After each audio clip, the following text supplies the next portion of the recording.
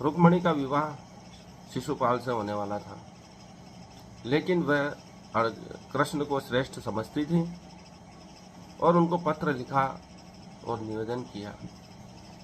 कृष्ण ने रुक्मणी का वरण किया क्योंकि वह ज़्यादा प्रतिभाशाली थे रुक्मणी की निगाह में, और शिशुपाल भी असत्य का पक्षधर था। स्त्रियां अच्छी तरह जानती है कि कौन सत्य के पक्ष में है, अच्छा आदमी है या बुरा आदमी है।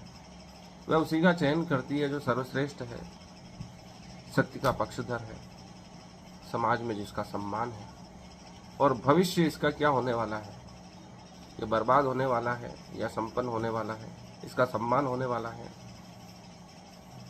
या अपमान होने वाला है। कृष्ण सभी गुणों से संपन्न थे और वर्तमान में भी हैं वे तो, इसलिए रुक्मणी ने उनका चयन किया।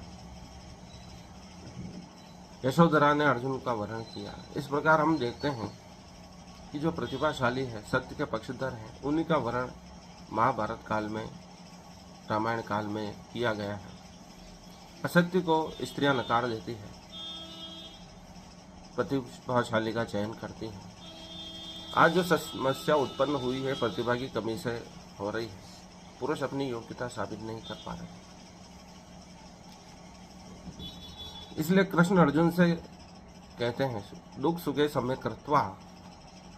अच्छी बुरी चीजों से मनुष्य को प्रभावित नहीं होना चाहिए, एक स्वीकार भाव होना चाहिए, तभी वह सर्वश्रेष्ठ बन सकता है।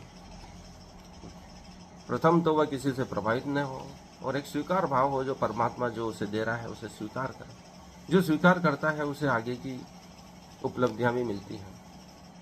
इसलिए ईसा मसीह ने भी कहा है जो पीछे खड़े होने को तैयार है वही स्वर्ग के साम्राज्य को प्राप्त करेगा। हमारा शरीर अन्न कोश से बना है, अन्न से बना है। मन पूर्व जन्मों की यात्रा से बना हुआ है और आत्मा है परमात्मा का अंश। तीनों से मिलकर इस देह की मन सहित आत्मा की यह यात्रा होती है,